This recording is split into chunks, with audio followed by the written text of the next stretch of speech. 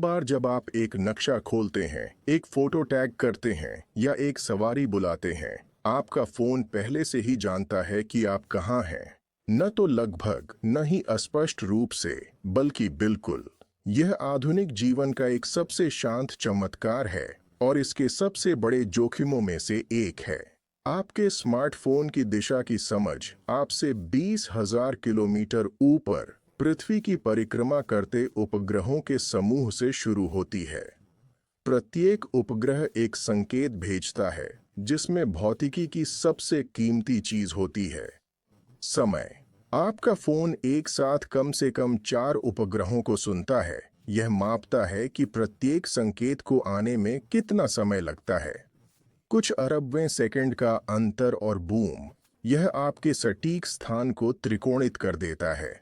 यह है जीपीएस, गणित और माइक्रोवेव पल्स का एक वैश्विक दिल की धड़कन। लेकिन यहाँ जो अधिकांश लोग नहीं समझते हैं, केवल जीपीएस पर्याप्त नहीं है। जब आप अंदर होते हैं, बादलों के नीचे होते हैं या शहर के गहरे में होते हैं, तो उपग्रह आपको देखने के लिए संघर्ष करते हैं।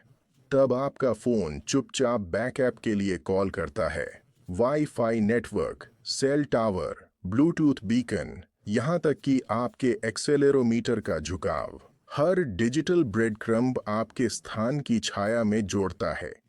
यह आश्चर्यजनक रूप से सटीक है, लेकिन सटीकता की एक कीमत होती है।